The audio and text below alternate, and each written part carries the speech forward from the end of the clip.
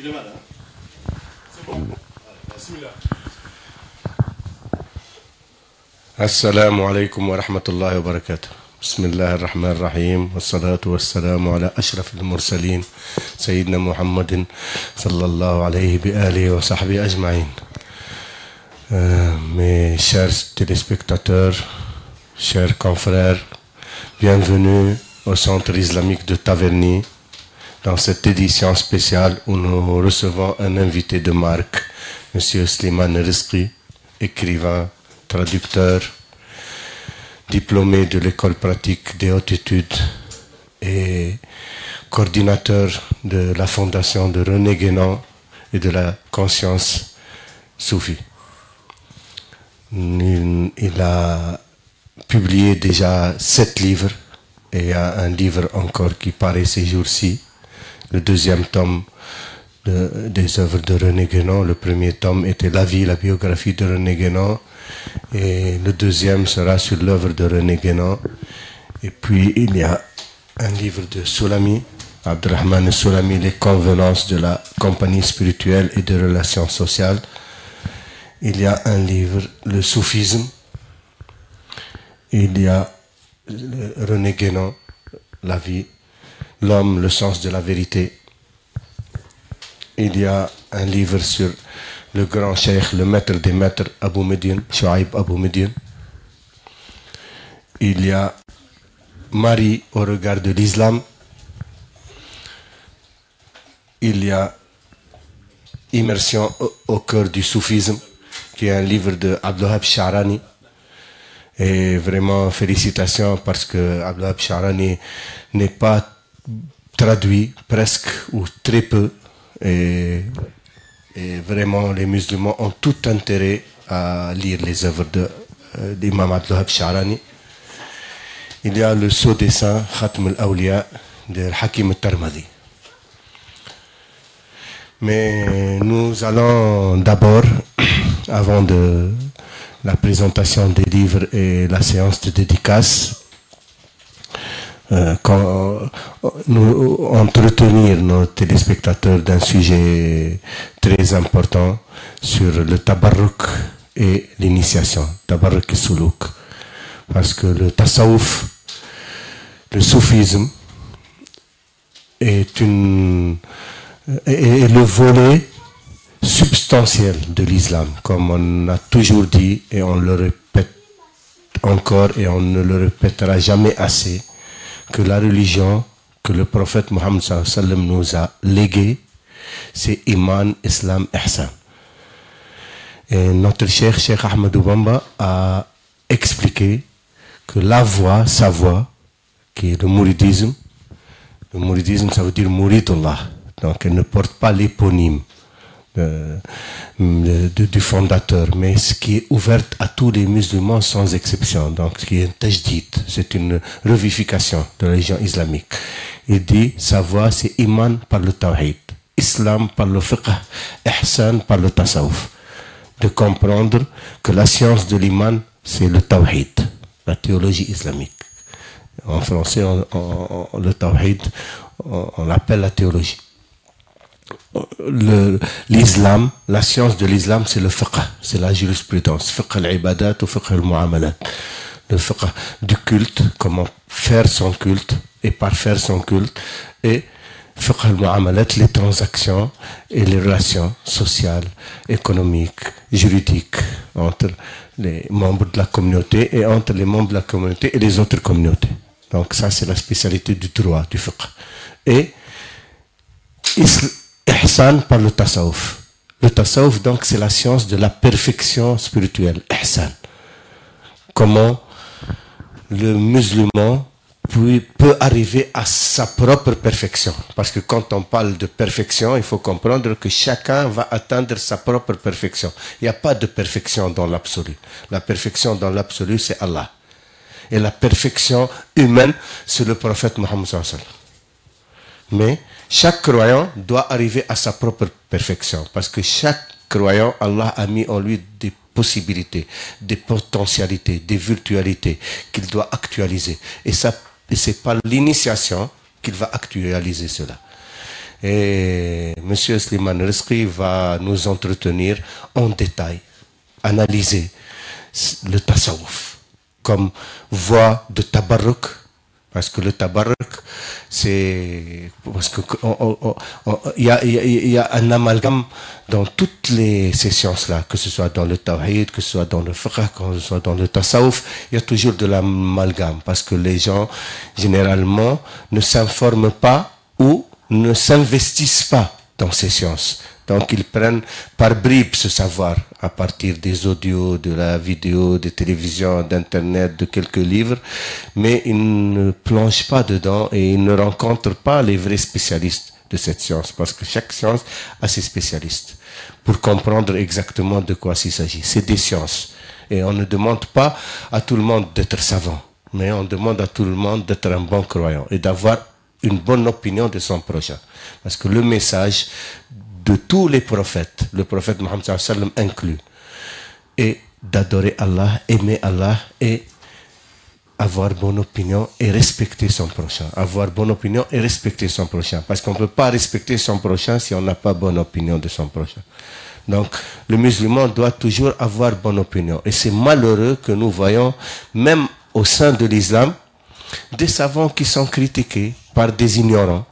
Ou, donc, on ne sait plus à qui se fier. Donc chacun a ses propres références. Et pour ça, pour lever tout amalgame sur ces confusions-là, on donnera la parole à M. Slimane Rizqi pour qu'il nous entretienne de ce sujet tellement important qui est la perfection du croyant, la perfection spirituelle. M. Slimane Rizqi, vous êtes le bienvenu et on a le plaisir de vous écouter et d'écouter vos précisions et vos analyses qui ont toujours été pertinentes et justes. Merci, c'est très gentil. C'est très gentil, merci beaucoup. Merci à toi, c'est Amdallah, merci au Centre islamique de Taverny de me recevoir, de me permettre de passer des bons moments avec vous.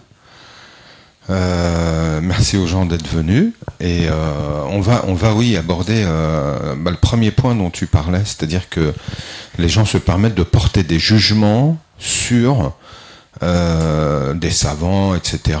et sur leur propre guide, sur les gens qui les ont aidés.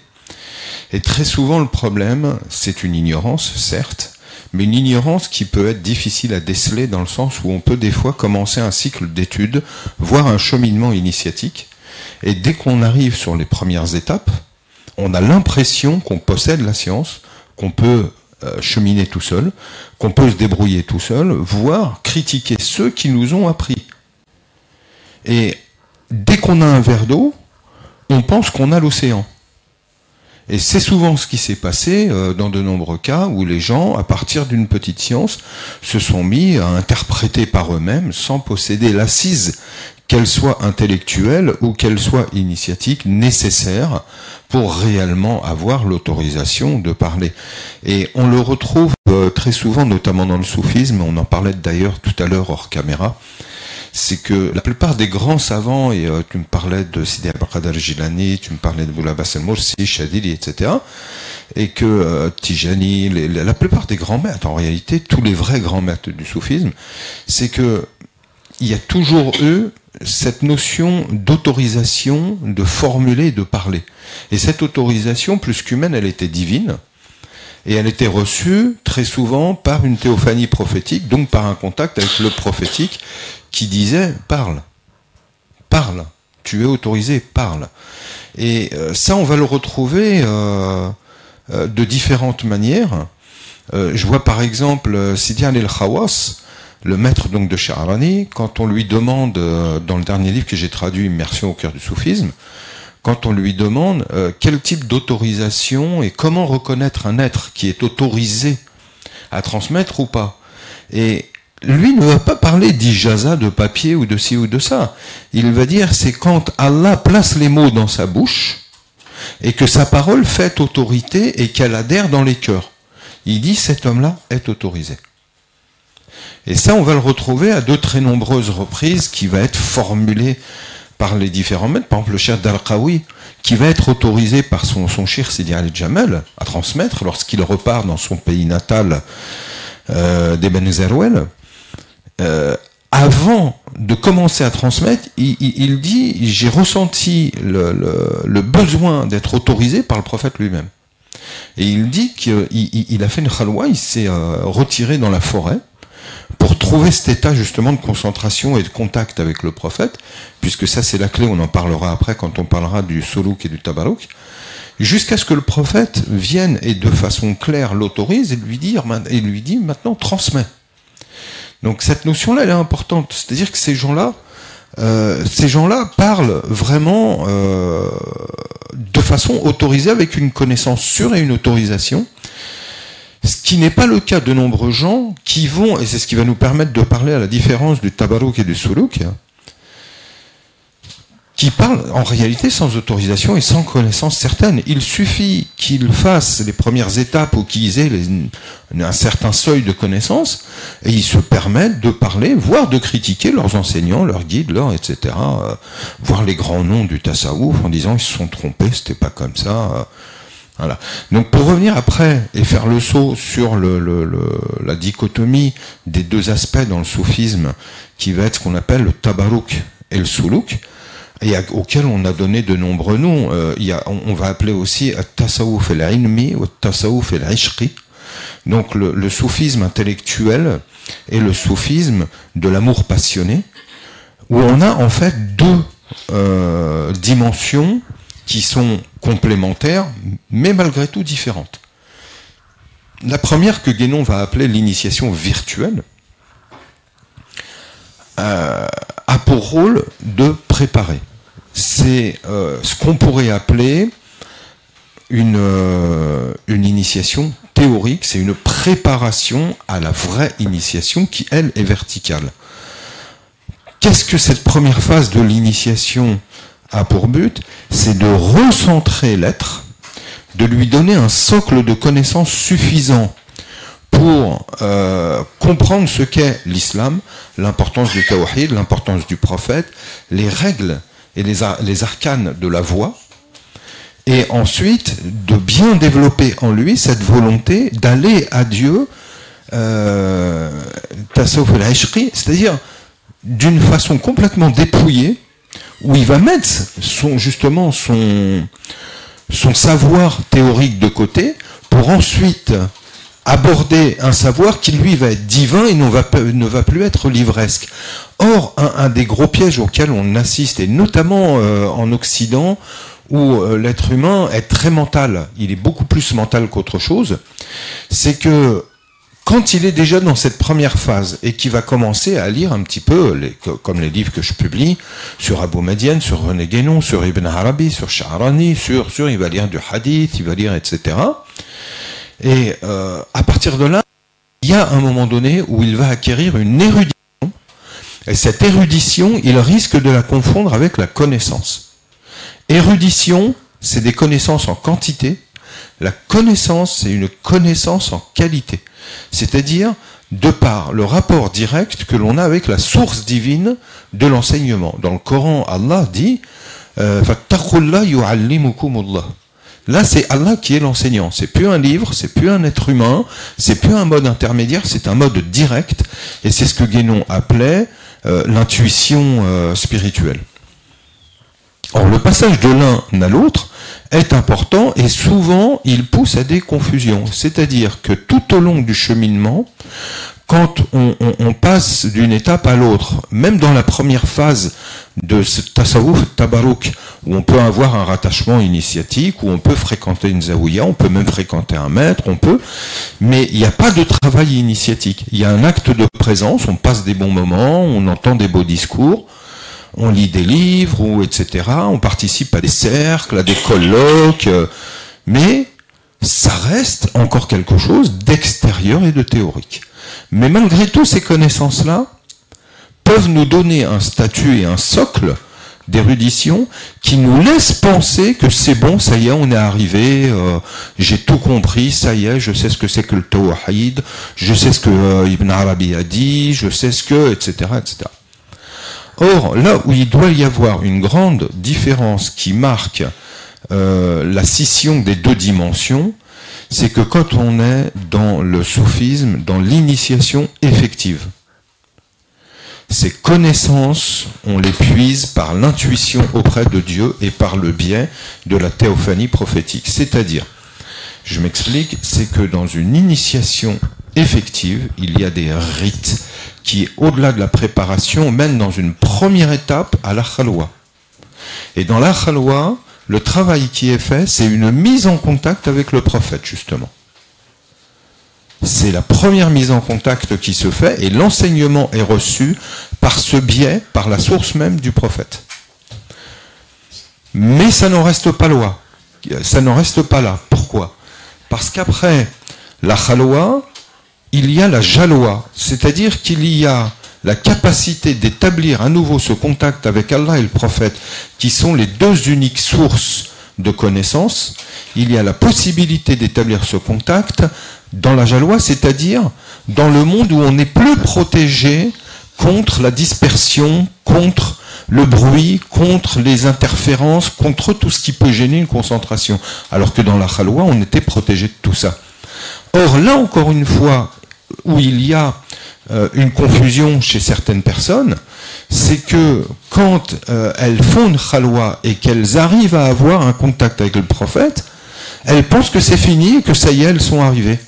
Alors qu'en réalité, le plus difficile est à venir. Le plus difficile vient dans la jalwa, le plus difficile vient après. Mais ça, malheureusement, peu de gens le comprennent et beaucoup restent déjà bloqués au niveau du tabarouk, c'est-à-dire de l'initiation virtuelle. Je l'entendais encore il n'y a pas longtemps, quelqu'un qui me disait mais moi ça y est, c'est bon, je suis arrivé. Je lui dis mais comment ça, t'es initié? Il me dit oui.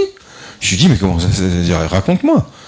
Ben, il me dit c'est simple, j'ai un shir, il m'a donné le wird, donc ça y est. Et là où il y a une confusion, c'est que le mot initiation, initium en latin, veut dire début, commencement.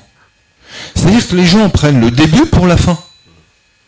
Au moment où on lui donne des outils de travail, ils pensent que ça y est. Ben non, il y a tout le travail à faire. Quand on vous donne du ciment, une truelle, un marteau, la maison, elle n'est pas construite. Hein.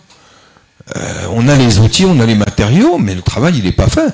Et le long travail de khalwa, mais surtout de jalwa derrière, et encore derrière cette jalwa, c'est le travail de stabilisation, voire de transmission, enfin. Parce que n'est réellement au service de Dieu que quelqu'un qui va finir par transmettre ce qu'il a reçu. Tant qu'on ne fait que recevoir sans transmettre, bah, ça reste incomplet. Merci. Et puis on va sur ces points-là reprendre un peu pour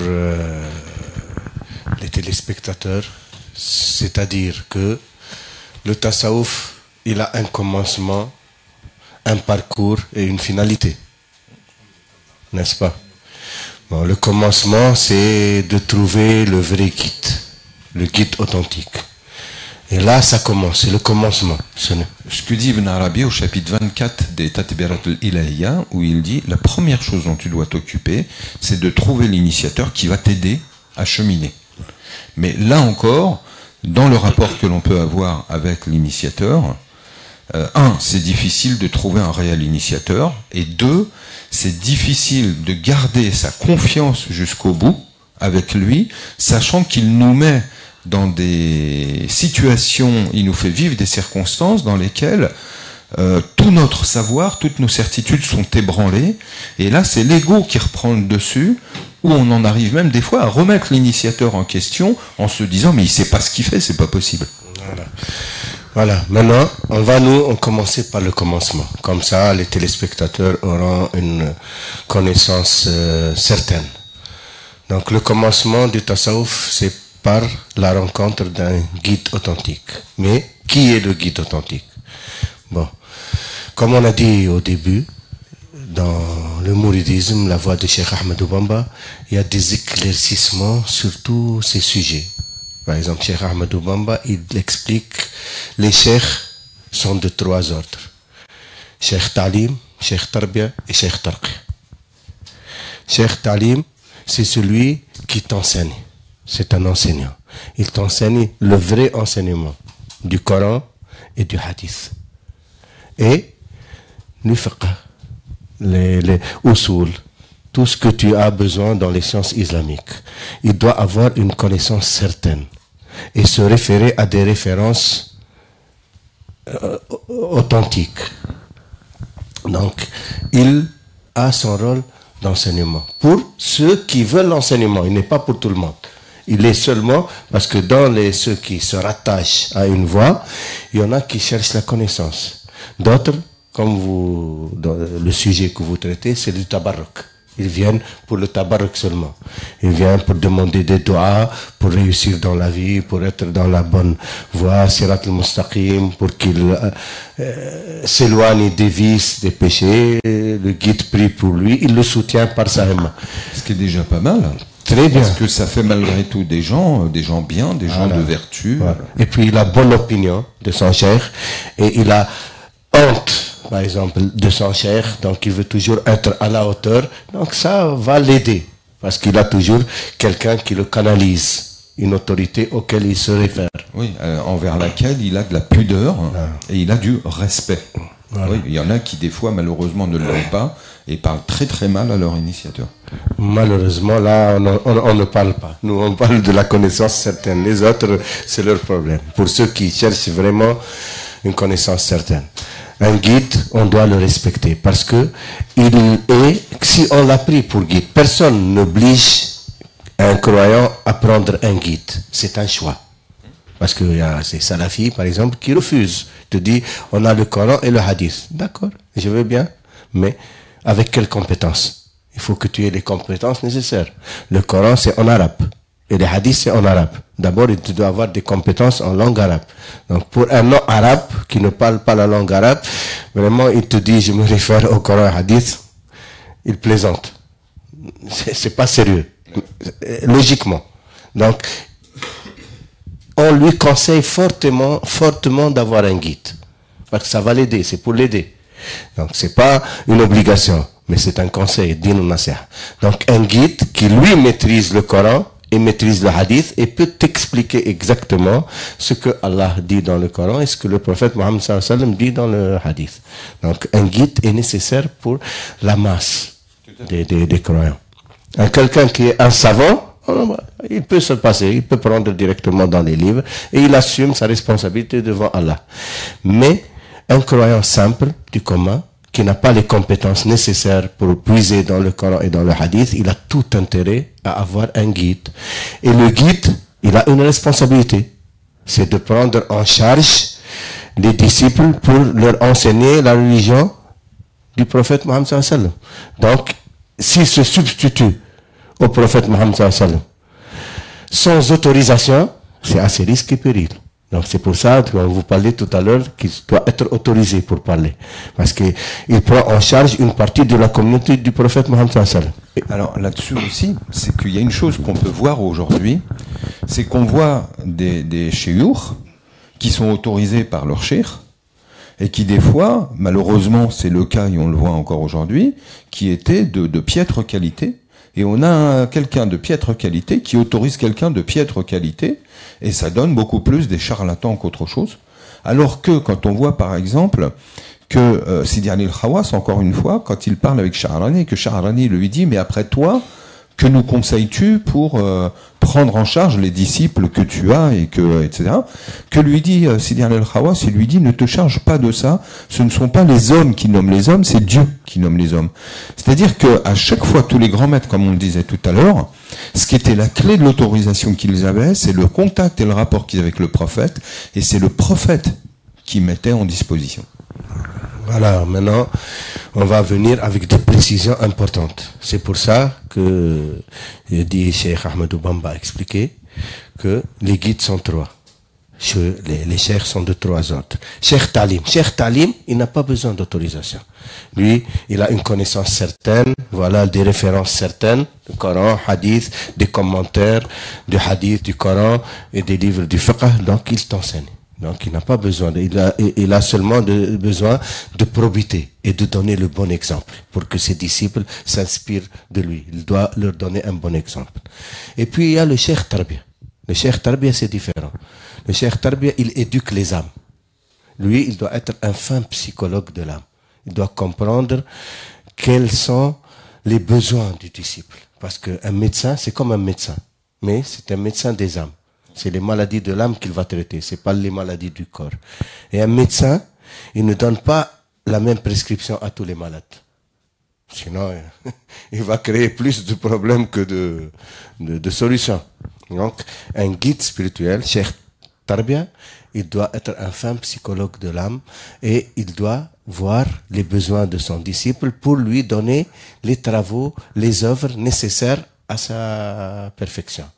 Par exemple, il va dans son disciple de l'avarice, il va lui donner pour les bonnes œuvres de l'argent, pour les pauvres de l'argent, pour lui apprendre la générosité. Il voit quelqu'un de très généreux, il va lui apprendre la modération. Il va voir quelqu'un qui mange beaucoup, qui est glouton, il va lui prescrire le jeûne. Il voit quelqu'un qui jeûne beaucoup, il va lui prescrire de manger bien. L'autre, il veille toute la nuit, il va lui conseiller de se reposer un peu.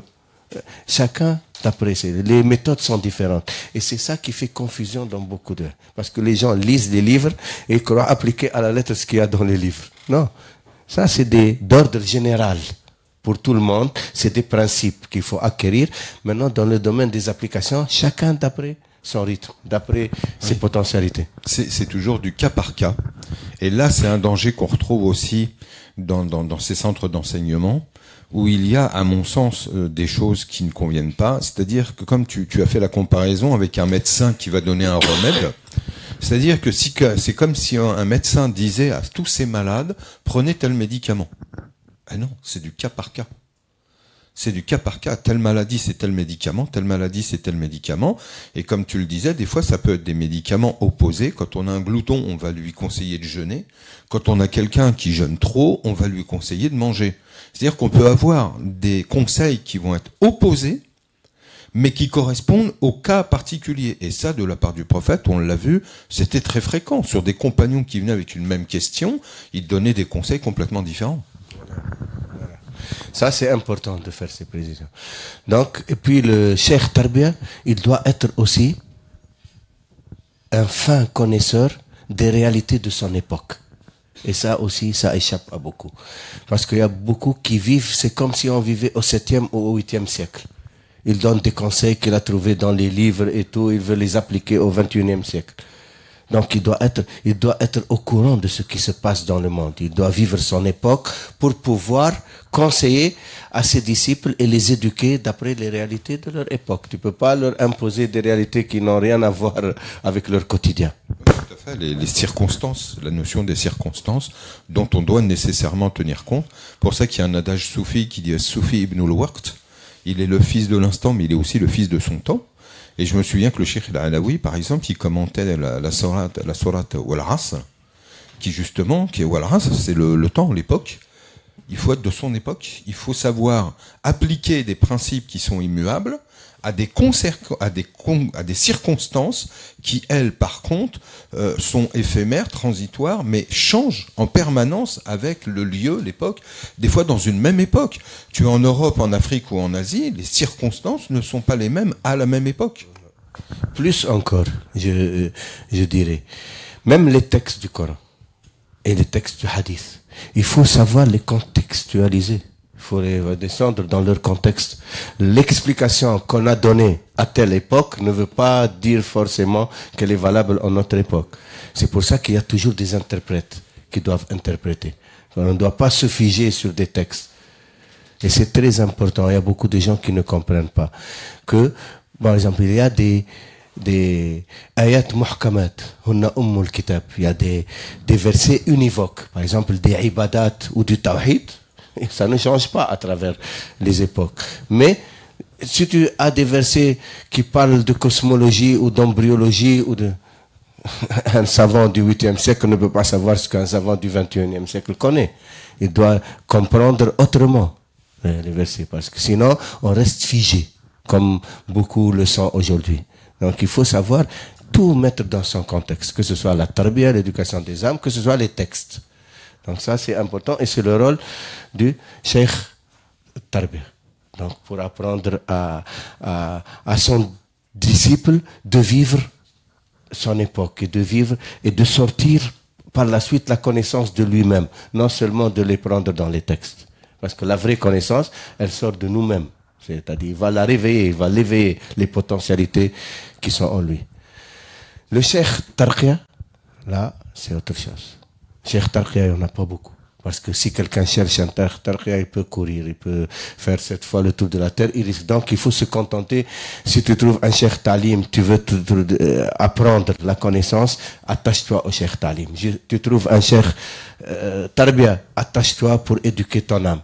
Mais le Cheikh Tarqiya, c'est vraiment une chance qu'Allah te donne. Si tu le trouves, là, tu es béni. Parce que le Cheikh Tarqiya, sa définition, et quand tu le vois, il te rappelle Allah. Et quand tu ne le vois pas, c'est Allah qui te le rappelle. C'est une théophanie divine.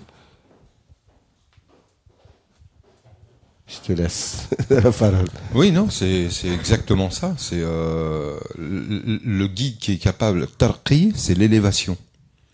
Qui est capable. Et donc là, on a un symbolisme de la verticale.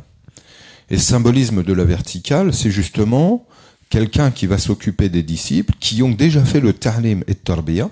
Donc qui ont reçu un enseignement et une éducation, qui donc sont recentrés et sont dans les circonstances justement de pouvoir s'élever, donc de passer les étapes de la verticalité, les étapes, le Sirat al-Mustaqim par exemple dans le Coran, le mot Mustaqim, la racine Qawama, c'est la verticalité.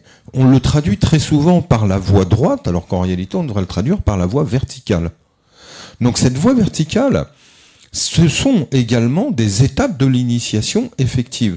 Et le Cheikh Tarqi qui t'accompagne comme ça, ben oui, effectivement, ils sont très rares. Et je me souviens que quand j'avais travaillé sur Abou Madiane expliquait un Cheikh Tarqi, celui qui t'emmène à Dieu, il dit, il ne fait pas que t'emmener jusqu'à la porte. Il ouvre la porte et il te met en présence de Dieu. C'est-à-dire qu'il t'emmène jusqu'à la station de l'intimité à Dieu. Et ça, ces gens-là, ils ont toujours été très rares. Très, très rares. Bon, Cheikh Ahmadou Bamba disait aussi, les guides sont 4. Celui qui te guide pour réussir dans la vie. Celui qui te guide dans la religion et dans les adorations. Celui qui te guide dans la connaissance. Et celui qui te guide vers Allah. La différence, celui qui te guide pour réussir dans la vie, il va t'amener vers les tentations. Parce que pour réussir dans la vie, il faut être égoïste, penser à soi. Donc, il va t'amener vers les tentations. Celui qui te guide dans la religion, vers les adorations, il va te fatiguer. Il faut faire ceci, combien de rak'at le soir, combien de hizb. Il va te charger de tellement d'adoration que ça va devenir très lourd à porter. Et ce n'est pas fait pour tout le monde. Il va te fatiguer. Celui qui te guide dans la connaissance, il va t'aider. Parce qu'il va te dire ce qui est utile et ce qui est futile. Ce qui est nécessaire et ce qui est superflu. Donc, il va te raccourcir le chemin. Celui qui te guide vers Allah, c'est celui qui te procure la paix de l'esprit et du cœur. Je te laisse le commentaire. Oui, tout à fait. Et j'oserais ne pas rajouter dessus, mais je suis sûr que le Cheikh Ahmadou Bamba en parle aussi. C'est que par exemple, Al-Bistami disait, vous avez reçu vos sciences d'un mort, nous l'avons reçu du vivant. Al-Hayy al-Qayyum alladhi la yamut, du vivant éternel qui ne meurt pas. C'est-à-dire qu'au-delà de ça, au final, le maître réel, c'est même encore au-delà du Cheikh Tarqi qui nous élève, c'est Allah. وَمَا لَكُمْ مِنْ دُونِ اللَّهِ مِنْ وَلِيٍّ وَلَا نَصِيرٍ. Allah yahdi. C'est au final le vrai guide est celui qui va guider, celui qui prend en charge, celui qui à un moment donné est le seul réel maître efficient, c'est Allah et c'est personne d'autre. La présence prophétique, elle n'est que par la grâce divine. La grâce des chouyours, les quatre types de maîtrise dont tu viens de parler. Eux aussi n'ont d'efficience, n'ont d'efficacité, n'ont de capacité que par la grâce d'Allah. Quand un maître guide, notamment dans l'élévation, il ne guide jamais selon ce que lui pense.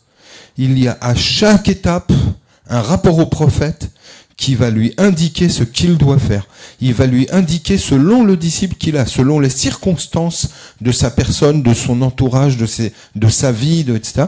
Il va lui indiquer ce qu'il lui faut comme épreuve pour passer et s'élever encore. Donc, au fond, même le maître humain, il reste un intermédiaire et il est toujours lui dans le rapport au divin pour aider son disciple jusqu'à ce que le disciple ait lui-même ce rapport au divin permanent. Mais au fond, il n'y a qu'Allah, Allahu waliyul ladina amanu, yukhrijuhum min ad-dhulumati ila an-nur, celui qui guide les croyants, qui les sort de la ténèbre, qui les fait entrer dans la lumière, qui les fait progresser, qui, Allahu ma'akum innama kuntum, celui qui est avec eux dans leur proximité régulière, c'est lui. Après, selon des modalités différentes, selon l'état du disciple, il peut faire tout ça, mais par le biais et l'intermédiaire d'un être humain. Mais quand le disciple est assez élevé pour établir cette relation directe, les intermédiaires disparaissent. Mais qu'il y ait des intermédiaires ou qu'il n'y ait pas d'intermédiaire, le seul et unique guide réel, c'est Allah. أنا إلا بشر مثلكم يوحى إلي أن إلهكم إله واحد ومن كان يرجو لقاء ربه فليعمل عملا صالحا ولا يشرك بعبادة ربه أحدا. C'est ça la finalité. C'est de mettre le croyant en face de son Seigneur. C'est-à-dire, le maître, le guide spirituel, il va réaliser son disciple, lui faire découvrir son propre soi, et il le met en contemplation devant son Seigneur, pour qu'il puisse se contempler dans son Seigneur. Comment il doit se contempler? Il peut se contempler dans son Seigneur. D'après l'attitude que tu as envers ton Seigneur, et l'amour que tu as envers ton Seigneur, tu vas mesurer l'amour de ton Seigneur envers toi. Et ce que Allah pense de toi, c'est ce que exactement tu penses d'Allah. Ana 'inda dhanni 'abdi bi. Allah il dit dans un hadith qudsi, je suis là où l'opinion de mon serviteur me conçoit. Comme l'opinion de mon serviteur me conçoit. In dhanna khayran fa huwa khayr. S'il pense du bien, c'est que du bien. S'il pense moins que cela, il trouvera ce qu'il pense. Donc, le problème, c'est la conscience. C'est éveiller la conscience du croyant. Comme on a dit au début, l'ihsan.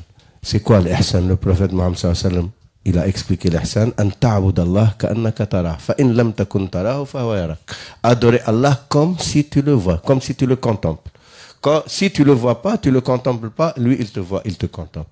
Donc, c'est la conscience qui fait ces rapports de réalisation. Guénon était très clair à ce sujet. Quand il parlait de réalisation spirituelle, il était très clair. Il disait, la réalisation, c'est la prise de conscience de la réalité. C'est une prise de conscience. Ce n'est pas la capacité d'effectuer des phénomènes. C'est pas d'avoir des milliers de disciples. C'est pas, non. Une réalisation spirituelle, c'est la prise de conscience de la réalité. Or, très souvent, et c'est là un des pièges que je souligne aujourd'hui, c'est que des gens qui sont engagés sur une voie vont avoir une prise de conscience qui concerne un niveau, et ils pensent que cette prise de conscience est la prise de conscience ultime, et n'arrivent plus à se douter qu'il y a des prises de conscience au-dessus, qui lui donneraient des perspectives beaucoup plus grandes, et ils s'arrêtent à cette prise de conscience à nouveau basé sur des certitudes. Parce que tout ce qui est un des plus gros problèmes de la voie, en dehors des peurs et de tout le reste, c'est les certitudes. Très souvent, les gens sont assis sur des certitudes et ils ne veulent pas en bouger. Et on a beau leur expliquer dans tous les sens, ils restent bloqués sur ces certitudes. Et ben, dans le parcours initiatique, c'est exactement pareil. C'est-à-dire que l'on peut avoir quelqu'un qui va avoir une réelle prise de conscience initiatique. Le problème, c'est qu'il va prendre cette prise de conscience-là pour la prise de conscience ultime, sans comprendre que c'est encore une étape intermédiaire et non pas une finalité. Voilà, pour maintenant synthétiser le sujet principal, le tasawuf, on a fait un tour de l'initiation spirituelle, de l'initiation, du tabarruk, mais de comprendre une chose très importante. Le tasawuf n'est pas quelque chose qu'on doit réserver à une élite, comme beaucoup le pensent. Parce qu'il y a plusieurs modes dans le tasawuf. C'est pour ça le sujet tabarruk et initiation, tabarruk et suluk. La voie du tabarruk, c'est pour tout le monde. Donc, il n'y a pas de critères. Il n'y a que la volonté. إذا تعلقت همة المرء بما وراء العرش لنال. Le prophète Mohammed sallam nous a appris ce hadith. Si la volonté spirituelle de l'humain s'attachait à ce qui est derrière le trône, elle y accédera. Qu'est-ce qui est derrière le trône? Ar-Rahman ala al-Arsh istawa, le miséricordieux. Donc c'est la miséricorde. Ils vont se rattacher à la miséricorde divine. Quand la volonté spirituelle, l'himma du croyant s'attache au miséricordieux, Rahman, elle va, parce que Allah, sa plénitude, la plénitude de ses attributs, c'est Rahmaniya. Wa rahmati wasi'at kulla shay. Ma miséricorde embrasse toutes choses. Et c'est ça ce que les soufis appellent les croyants à bénéficier de cette miséricorde. Et c'est ça qui fait des fois une problématique avec les fuqaha, parce que les fuqaha sont là seulement pour édicter les lois. Voilà la charia, voilà ce que disent les lois et tout. Donc, ils ne se préoccupent pas de la miséricorde. Et c'est pas leur rôle. Chacun est dans son rôle. Il n'y a pas de dichotomie entre la loi et la voie. Il n'y a pas de dichotomie entre la miséricorde et la rigueur. Mais il y a une complémentarité. Parce que trop de miséricorde va entraîner les gens au laxisme. Et trop de rigueur va rendre va déformer la religion, elle va être difficile. Donc ça va être du fanatisme. Et voilà. Maintenant, on donnera deux exemples.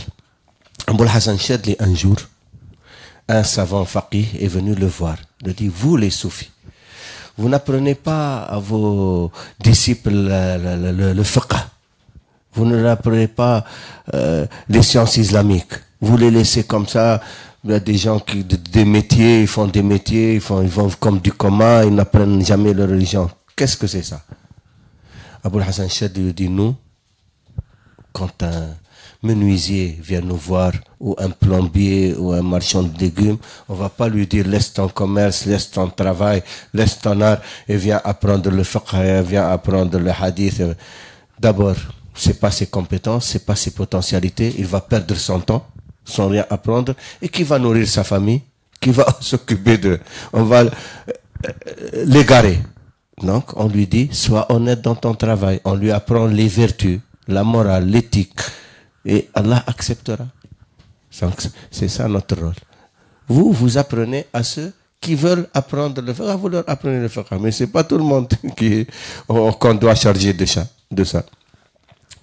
Ça, c'est pour comprendre la miséricorde que les soufis diffusaient sur les croyants. Donc, chacun, d'après ses potentialités et ses aptitudes, on le conseillait, on le dirigeait vers ce qui est le meilleur pour lui. Un autre sur la théophanie qu'on a appelé, sur la finalité du tasawuf, qu'on a finalement, il s'agit d'amener le croyant à contempler son Seigneur, d'adorer Allah comme s'il le voit. C'est ça la finalité.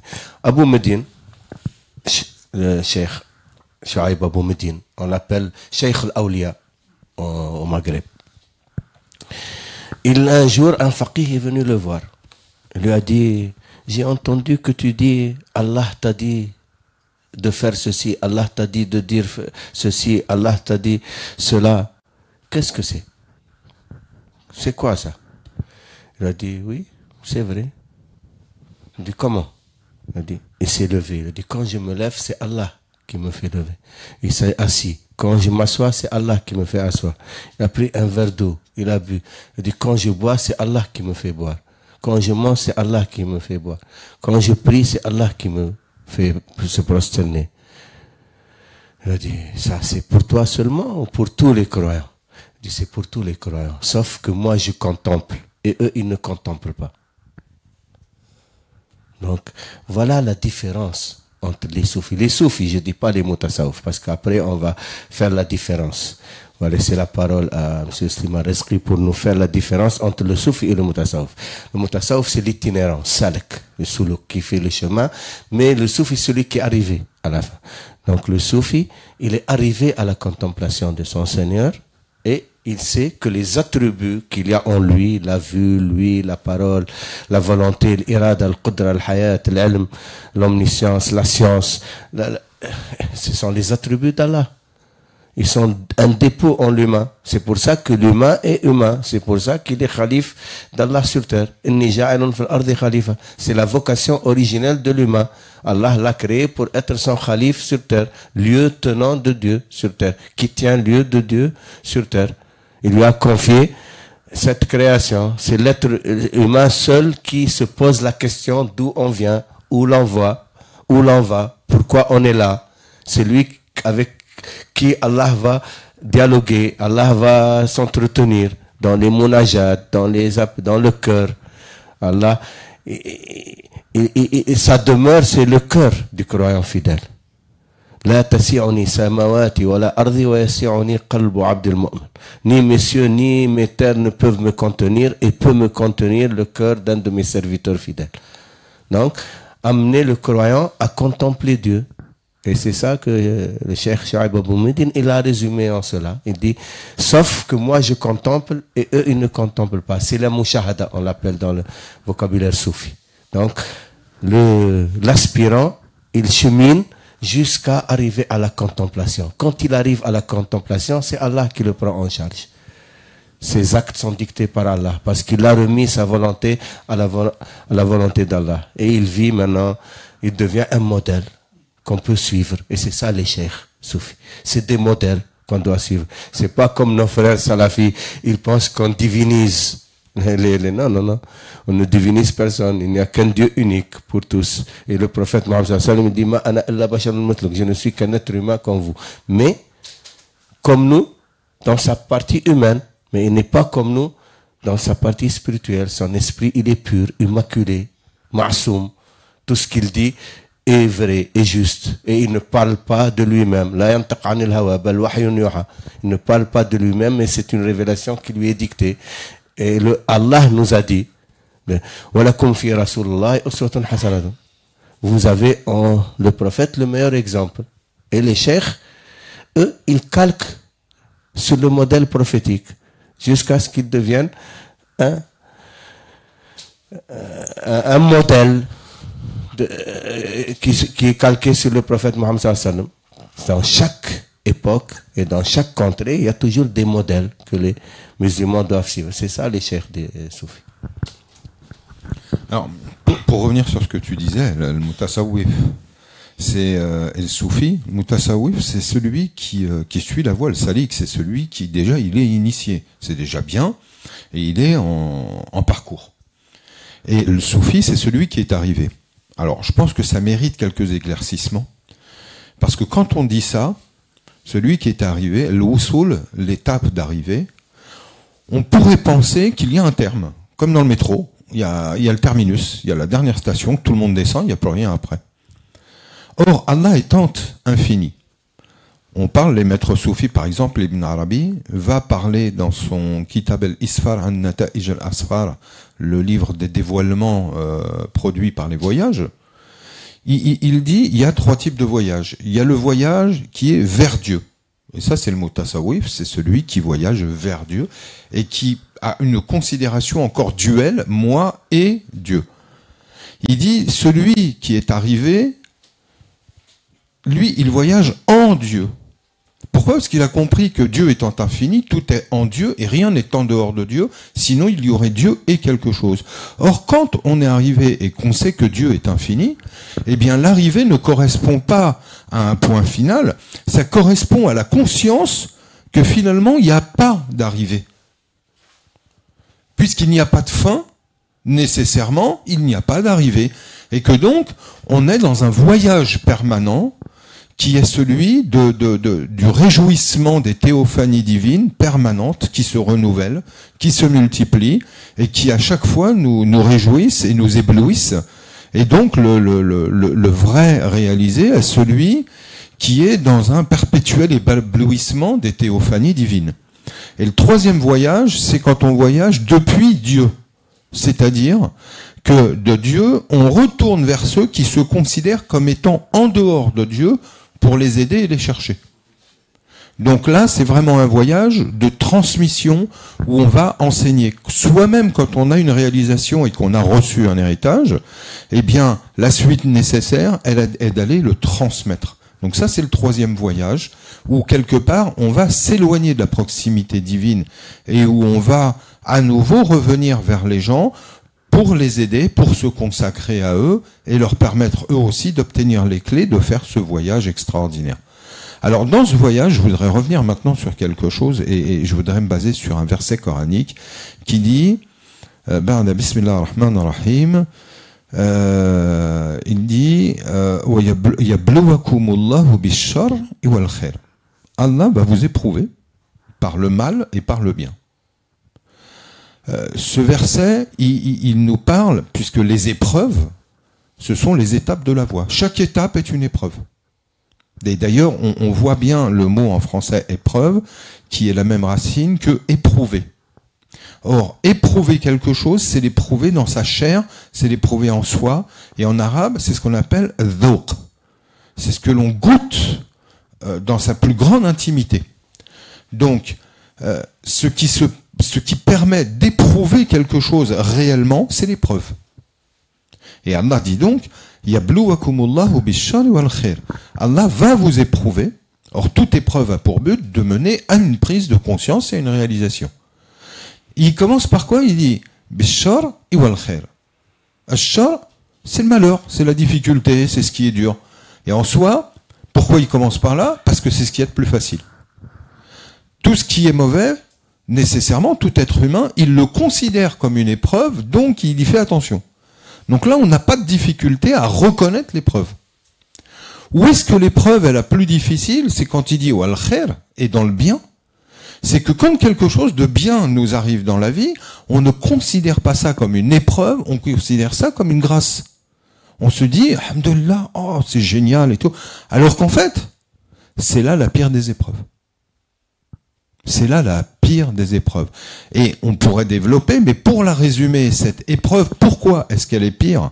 C'est que quand on est sur le cheminement divin et que l'on est sur une étape, quand quelque chose de mauvais nous arrive, on n'a qu'une envie, c'est de quitter l'endroit où il y a une épreuve. Donc l'épreuve, là, qu'est-ce qu'elle fait? Elle nous pousse à avancer. Alors que quand c'est une épreuve qui consiste en un bien, eh bien là, c'est le piège. Parce que quand on est, imaginez un voyage, et on doit aller à la Mecque, par exemple. Et dans ce voyage, on va passer par une ville, je sais pas, on va arriver à Istanbul, par exemple, et une ville magnifique, où il y a vraiment des choses merveilleuses. Qu'est-ce qu'on fait? On est tellement bien qu'on y reste. Et on oublie la finalité de notre voyage. Donc, le bien, en quoi c'est un piège? C'est qu'il nous retient et il nous fait prisonniers d'une étape, et finalement il nous fait perdre conscience de la finalité, et donc il nous fait prendre le moyen pour la fin, et il nous fait nous arrêter lors de notre voyage, et on ne va jamais au bout. Merci, et je vais maintenant donner une définition comme les soufis ont expliqué les méthodes de la réalisation, et je vais vous laisser le commentaire et l'analyse des 7 étapes de l'âme. Et d'ailleurs expliquer ce qu'est la différence, parce que entre l'âme et l'esprit, parce qu'ici dans les langues occidentales, en français particulièrement, et dans toutes les langues occidentales, on fait pratiquement pas la différence. Je vois des auteurs même, ils parlent indifféremment de l'âme et de l'esprit, alors que dans l'islam, dans la langue arabe, on fait une différence catégorique. Al-jism wa nafs wa ruh. Donc le nafs et le ruh, c'est très différent. Et on va donner des explications sur cela. Parce que la réalisation spirituelle, elle se fait par le nafs. Le ruh, on t'interroge sur l'esprit, ruh, tu diras, il est de l'ordre du Seigneur, de l'impératif du Seigneur. Donc, il n'est pas créé. Le ruh, c'est le souffle divin. Maintenant, nafs. Nafs, c'est ça l'interface entre le corps et l'esprit. L'esprit est lumière, et pour agir avec la matière, le corps biologique, il passe par l'interface de nafs. Nafs, c'est l'âme. en langue que nous on a choisi comme vocabulaire, pour être précis dans notre vocabulaire soufi. Donc, l'âme, c'est elle, sur elle que se fait la réalisation spirituelle. Elle passe d'étape en étape. Les soufis ont répertorié 7 étapes. Al-nafs al-ammara bis-sou, al-nafs al-lawama, al-nafs al-mulhama, al-nafs al-mutma'inna, al-nafs al-radhiya, al-nafs al-mardiya, al-nafs al-kamila. L'âme concupiscente, l'âme qui a l'attraction de la chair, de la volupté, qui nous pousse au désir, au plaisir, à la volupté. Ça, c'est l'âme commune à tous les croyants. Tous les croyants commencent par là. Chacun a des tentations, il est poussé vers la volupté, vers les désirs de la chair, des plaisirs. Ça, c'est laquelle? C'est l'Ammara bis-sou. Oui. Alors, faut une précision quand même, c'est que vers la volupté, qui est la volupté de la chair, ou etc., en islam, tout ce qui va être nourriture, sexualité, etc., ne sont pas des tabous, ne sont pas mal. C'est pas un mal en soi. Ce qui est mal, c'est al-amaratu bis-sou. Sou, c'est le péché. C'est-à-dire que quand on a un rapport à la chair, mais de façon péché. C'est-à-dire de manière exagérée, mauvaise, c'est-à-dire ce qu'on appelle les déviances sexuelles, etc. Par contre, au contraire, quand on a une vie amoureuse, voire sexuelle, avec son épouse, avec etc., au contraire, le prophète là, on disait du bien, il disait à chaque fois que vous êtes en intimité, Allah vous compte du bien. Non, je suis complètement d'accord. C'est bien, du bien. C'est précision. Oui. Voilà. Donc c'est. Non, j'ai pas dit, moi j'ai dit qu'elle pousse. Mais oui, c'est mieux de préciser. De préciser, parce que sinon, on pourrait tomber dans le piège de se dire que tout rapport au plaisir de cette vie, c'est-à-dire manger, les amis, les épouses, etc., on pourrait penser que c'est un mal. Absolument. Alors qu'en fait, c'est pas du tout un mal, c'est un bien. Ce qui est un mal, c'est quand on a un mauvais rapport à la chose. Par exemple, l'argent en tant que tel, c'est pas un mal, l'argent. Et quand l'argent devient un mal, c'est quand on commence à en thésauriser de façon excessive, ou l'acquérir malhonnêtement, et qu'on devient avare, et qu'on devient, etc. Là, ça pose problème. Mais sinon, en soi, travailler, gagner de l'argent, avoir de l'argent, etc., c'est pas un mal en soi. Non, c'est très bien. Très bien. La précision est imposante. Donc, nafs al-ammara bis-sou, c'est la concupiscente qui pousse à la concupiscence, au vice. Et la deuxième, c'est quelqu'un qui s'élève encore, son degré. C'est quoi l'âme? C'est la conscience. C'est un degré de conscience. Elle passe de degré en degré. La deuxième étape, nafs al-lawama, celle qui nous blâme. Quand on fait un écart, elle nous blâme. Donc, on peut plus faire n'importe quoi. Quelqu'un, déjà, il a une conscience supérieure. Parce que celui qui reste à la première étape, il n'a pas des états d'âme. Il fait ce qu'il veut. Man amila ma sha'a, laqiya ma sa'a. Le prophète Mohammed sallallahu alayhi wa sallam dit, celui qui fait ce qu'il veut, il trouvera ce qui lui déplaira. Donc, dans la deuxième, c'est nafs lawama qui nous blâme. Donc, déjà, quelqu'un, il est scrupuleux. On peut dire l'âme scrupuleuse. La troisième, c'est nafs al-mulhama. Intuitivement, elle est portée vers le bien. Donc, déjà, là, il a acquis une conscience supérieure. Il est intuitivement tourné vers le bien. Même s'il lui arrive, par exemple, de faire un écart ou un faux pas, l'âme blâmable le rattrape et l'empêche de faire. Donc, déjà, il est arrivé à un degré supérieur. Après, c'est l'âme pacifiée. Là, il est en paix. Son cœur, son esprit sont en paix. Donc là, il devient déjà un modèle pour la société, mais à l'échelle humaine. Après, un nafs ar-radhiya, c'est celle qui accepte ce que Allah lui donne comme destin. Comme il vient de le dire, M. Siman Rezki, les épreuves de la vie ne deviennent plus une fatalité pour lui. Si c'est des bonnes épreuves, il subit, il sait s'en dégager. Il ne sombre pas dedans, dans les délices ou dans les bonnes choses. Et si c'est des mauvaises épreuves, il sait qu'il doit les surmonter et que ça va le pousser davantage. Donc, il accepte le décret divin. Et nafs al-mardiya, c'est celle que Allah a agréée. Il est déjà agréé. Donc, tout ce qu'il produit, tout ce qui émane de lui, comme parole ou comme acte, ils sont agréés. Là, c'est un modèle à suivre. L'autre, L'âme pacifiée, c'est un modèle pour lui-même, pour son entourage. Mais l'âme agréée, c'est un modèle pour les autres. Il devient un guide. Là, il est un guide pour les autres. Et finalement, l'âme parfaite, ça c'est trop peu. Al-Insan al-Kamil. Ça, comme on a dit, c'est comme le Cheikh Tarqiya. Tu le vois, Allah, c'est comme, il te rappelle Allah. C'est comme tu le vois pour contempler la beauté divine. Et si tu le vois pas, Allah te le rappelle. Donc, Nafs Kamila, l'homme parfait, c'est très peu, mais il en existe. Heureusement, il y en a toujours. Non, pas grand-chose à rajouter. C'est ça, effectivement. Ces degrés-là, souvent, on fait une classification en 7 degrés, parce que tout simplement, l'initiation effective dans sa verticalité, c'est symboliquement la traversée des cieux planétaires, donc des 7 cieux. Sab'a Samawatin. C'est la traversée des 7 cieux, donc c'est la traversée de 7 étapes fondamentales qui vont être 7 facettes de l'âme, puisque en arabe, quand on dit nafs, l'âme, il faut bien comprendre que l'âme, elle a plusieurs facettes. Et que chacune de ces facettes peut l'attirer dans un rapport à l'esprit, comme ça peut l'attirer dans un rapport avec ce qu'il y a de plus vil. Et donc l'initiation consiste justement à passer d'étape en étape et donc à privilégier telle ou telle facette de l'âme pour arriver jusqu'au rapport de l'esprit et donc le rapport divin. Tu as parlé de facettes. Donc on revient au Cheikh Tarqiya, qui est comme un tailleur de diamants, qui prend l'âme et qui va la tailler sur des facettes pour la rendre la plus resplendissante possible, la plus belle, la plus sublime. Donc ça dépendra de l'habilité du tailleur, du cheikh, et ça dépend de l'âme qu'il a. Ça dépend de la pierre brute qu'il a. Parce qu'un tailleur de diamants, il ne peut travailler que sur une pierre brute, et ça dépend de la pierre, de la qualité de la pierre, qu'est-ce qu'il va en sortir. C'est pour ça que les êtres humains sont une nature. Il ne peut pas faire le même travail sur tous les croyants.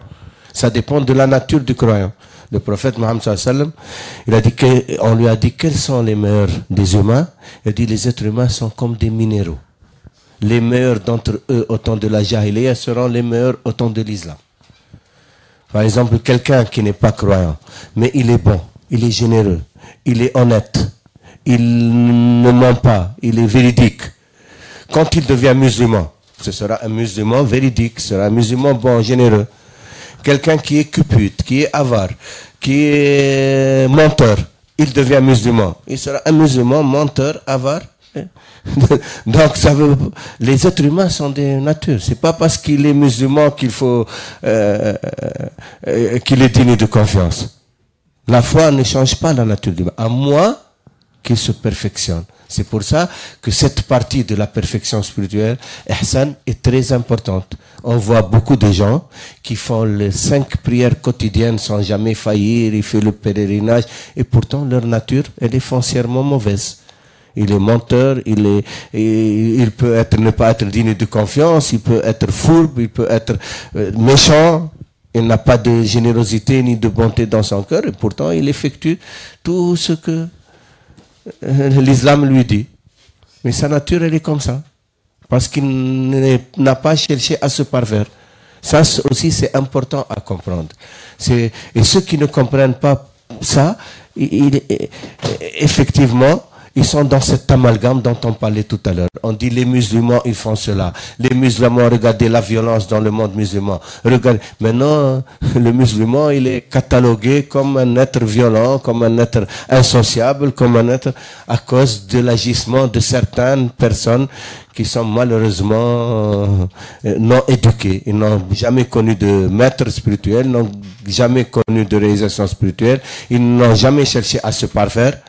Il était avant beaucoup, par exemple, des attentats qu'on a vus, c'était des gens, des anciens bagnards, des anciens délinquants, des anciens voyous, avec la haine qu'ils ont, ils sont entrés dans l'islam, maintenant c'est le djihad, c'est le combat, il appelle alors que ça n'a rien à voir avec l'islam. Ça c'est c'est un problème purement humain. Si les musulmans, c'est par un fait de hasard, parce qu'il est né musulman, ses parents sont musulmans, ou il s'est converti par un ami, ou peut-être, mais il n'a pas intégré les valeurs de l'islam. Il n'est pas croyant. Peut-être il croit, il récite les articles de la foi, mais il ne les a pas intégrés. En tout cas, il n'est pas bienfaisant, muhsin. Alors que le croyant musulman, il doit être musulman, mu'min, muhsin. Il faut les trois volets de la religion, les intégrer pour être un vrai croyant comme le prophète Mohammed sallallahu alayhi wa sallam le veut. Et pour qu'il soit un modèle, au moins pour lui-même ou pour sa famille. Non, rien de spécial à rajouter. Oui, je pense que tu as fait le tour. C'est bon. C'est bon. Fini alors de présenter les livres. Bah, les différents livres, tu as fait la présentation tout à l'heure rapide. Celui-là, par exemple, c'est les convenances de la compagnie spirituelle et des relations sociales du Cheikh Abou Abderrahman Soulami, que j'ai traduit pour des raisons bien spéciales. Tout d'abord pour montrer que là encore, aujourd'hui, l'islam en tant que porteur de valeurs, le prophète il disait « liutammima makarim al-akhlaq » j'ai été suscité pour parfaire les caractères vertueux. Eh bien aujourd'hui, jusqu'au sein de l'islam, ces caractères vertueux se perdent. Donc j'ai voulu faire traduire ce livre parce que Soulami lui-même explique que si à son époque, au IVe siècle, si il écrit ce livre, c'est aussi parce que déjà à son époque, il estime que les caractères vertueux que nous a légués le prophète commençaient déjà à se perdre. Donc il m'a semblé important de faire un rappel des règles de compagnonnage tant spirituel que social de la part du prophète. Là, c'est un livre sur le soufisme. Alors, un livre sur le soufisme, de manière générale, je l'ai voulu condenser petit pour revenir avant tout sur l'essentiel de ce qu'est le soufisme dans sa nature, dans sa doctrine et dans son historique. Là, c'est le tome 1 concernant la trilogie que je consacre à René Guénon. Donc, le tome 1 qui s'appelle donc L'homme, le sens de la vérité. Et le tome 2 vient de sortir, et il y aura un tome 3. Donc là, c'est essentiellement, il s'agit de sa biographie, de sa vie. Dans le tome 2, il s'agit, puisqu'il est sorti, de son œuvre. Et dans le tome 3, il s'agira de la mise en œuvre après lui, c'est-à-dire après son décès, lorsqu'il est mort. Alors, Guénon, 15 novembre 1886, 7 janvier 1951, il naît à Blois, il va vivre un bon moment à Paris. Il va partir en 1930 au Caire, où il va rester jusqu'à la fin de sa vie, donc jusqu'en 51. C'est difficile de le présenter parce qu'en fait, c'est pas un auteur, c'est pas un écrivain, c'est pas un littérateur, c'est pas un philosophe, c'est pas. Je pense que le mot métaphysicien lui conviendrait le mieux. Et c'est tout à fait quelqu'un d'exceptionnel qui va produire une œuvre complètement unique à son époque que personnellement je considère comme salvatrice. Après, le mieux, c'est de lire le livre pour mieux le connaître. Et le rôle qu'il a joué pour l'islam en France et en Europe. Oui, surtout vis-à-vis des Occidentaux. Tout à fait. Alors ensuite, on a un livre sur Abou Madian. Abou Madian, Shu'aib Abou Madian, saint médiéval qui est à cheval entre les dynasties almoravides et Mouahidoun. Les Almohades. Les Almohades, voilà, je cherchais le nom en français, les Morabitoun et les Mouahidoun, et donc les Almoravides et les Almohades. Il est en même temps à cheval sur Orient-Occident, puisqu'il va avoir une partie de son parcours en Orient et une partie en Occident. Et il va devenir celui qu'on appelle Cheikh al-Awliya, Cheikh al-Shuyukh, comme le rappelle souvent Ibn Arabi dans les Futuhat Mekkiya. Et c'est donc un personnage qui est incontournable, parce que Ibn Arabi lui-même va exprimer la dette qu'il sent envers ce grand maître, qui était une sommité de l'initiation, malheureusement trop peu connue en Occident. Là, celui-là, le livre sur Marie, c'est un livre collectif dirigé par Mustapha Sherif, où je crois qu'on est 12 collaborateurs dedans, contributeurs, où chacun de nous va parler de la figure de Marie vue par l'islam. Personnellement, j'en parle sous le rapport de la symbolique de la virginité, et j'essaye de faire le parallèle avec le caractère de la ummiya en islam, et développer l'idée que la notion de virginité spirituelle est une étape nécessaire pour la réception de l'esprit divin en nous. Alors, celui-ci, Immersion au cœur du soufisme, C'est, à ma connaissance, la première traduction intégrale d'un livre de Abdelwahab Sha'rani en français. Il y en a en anglais, mais pas en français. En français, il y a quelques articles. Quel est le titre en arabe ? Alors, en arabe, c'est Durar al-Ghawas, c'est-à-dire les perles du plongeur, dont le symbolisme est très clair, c'est que les perles se trouvent toujours en profondeur, il faut toujours plonger profondément, notamment plonger en soi, et que plonger dans l'eau pour aller chercher des perles implique que l'on doive retenir son souffle. Et que retenir son souffle, le nafas, c'est le même terme que nafs. C'est-à-dire que dans la voie, le plus grand obstacle qui permet d'aller à Dieu, c'est l'âme. Eh bien, dans l'eau, pour aller chercher les perles, ce que l'on doit également contrôler et bloquer, c'est le souffle qui est de la même racine. Donc voilà quoi, un très beau symbolisme. Et dans ce livre, on a les rapports, les questions-réponses entre un cheikh et un disciple, c'est-à-dire Sidi Ali al-Khawas, le maître, et le disciple, avec cette touche particulière qui est que Sidi Ali al-Khawas, qui est le maître, est illettré, c'est ni lire ni écrire. Et le disciple, celui qui va apprendre, est Cheikh al-Azhar, et c'est un des plus grands lettrés de son époque. Qu'est-ce qu'il y a là également à comprendre? C'est encore une fois la différence dont je parlais tout à l'heure entre érudition et connaissance. C'est-à-dire qu'on peut être lettré et ne pas avoir de connaissance, comme on peut être illettré et avoir une réelle connaissance.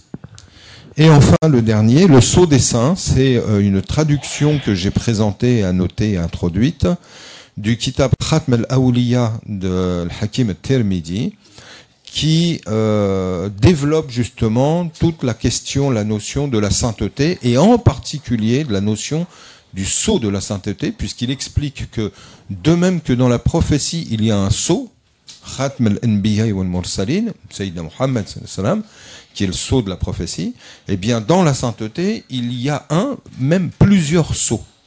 Et là, il va traiter notamment des deux sceaux principaux, que sont le sceau de la sainteté générale, et qu'il considère être Jésus, Sidna Isa, et du sceau de la sainteté mohammedienne, qu'il décrit mais qu'il ne nomme pas, et qui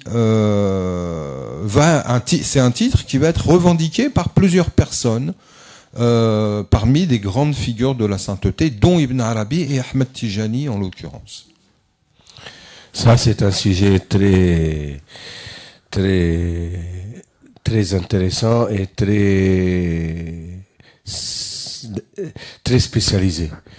Dans Khatm al-Awliya, Al-Hakim al-Tirmidhi est le premier qui a employé ce terme. Il a même écrit ce livre-là, Khatm al-Awliya, où il a posé 157 questions. Il a dit que seul le sceau des saints peut y répondre.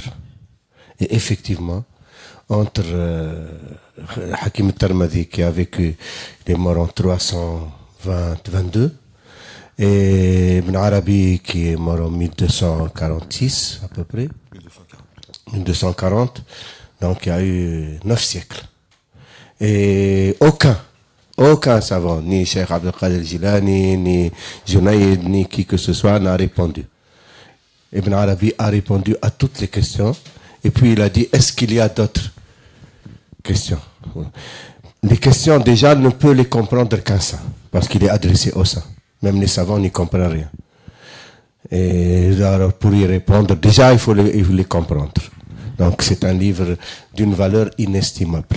Et Ibn Arabi est le sceau des saints, sans contestation, parmi les saints. Personne ne conteste son titre, à part quelques disciples qui l'imputent à leur cheikh. Par exemple, Cheikh Ahmed Tijani n'a jamais revendiqué ça. C'est Cheikh Omar Foutiyou qui l'a revendiqué pour lui, et ça a été repris après par les Tijanes. Mais Cheikh Ahmed Tijani n'a jamais revendiqué ça. Et Qafal Shashi aussi, ses disciples l'ont revendiqué. Cheikh Mohamed Wafa, il l'a revendiqué pour son père, Cheikh Ali Wafa. Mais c'est des revendications qui ne se posent sur aucun argument. Alors que là, c'est très très précis, c'est des questions. C'est 157 questions, j'ai dit que peuvent comprendre. Donc, pour les saints, moi-même, avant, je me posais beaucoup de questions sur cela. Et il y a les chiites aussi qui le revendiquent pour l'imam Mahdi. Il y a même qui ont beaucoup, pourtant les chiites, ils ne mettent personne avant Ibn Arabi, après Ahl al-Bayt. C'est Ibn Arabi la référence numéro 1 de tous les Arifin, Ahl al-Arfan, chiites. Mais pourtant, ils discutent et débattent beaucoup avec Ibn Arabi sur le sceau des saints. Ils considèrent que le sceau de la sainteté universelle, c'est l'imam Ali, et le sceau de la sainteté particulière, mohammedienne, c'est l'imam Mahdi, qui a ses fondements. Mais dans la science des awliya, des saints, Ibn Arabi et le sceau des saints sans contestation. Au début, je me posais toutes ces questions et j'ai analysé toutes leurs prétentions et toutes leurs explications et leurs argumentations. Et finalement, quand je suis arrivé à Touba, la première question que j'avais demandé à Serigne Saliou Mbacké, mon guide spirituel qui est décédé en 2007, fin 2007, je lui ai dit, qui est le sceau des saints? Il m'a dit, c'est Ibn Arabi. Je lui ai dit, moi, vraiment, c'est ce que j'avais conclu. Mais comme il y avait beaucoup qui ont revendiqué, j'ai étudié tout et je ne voulais pas me prononcer jusqu'à ce que j'ai confirmé. Maintenant que vous me le dites, j'ai la confirmation. C'est pour ça que je peux avancer sans aucune hésitation. Et Serigne Saliou Mbacké était le qutb de notre époque et j'ai connu de près.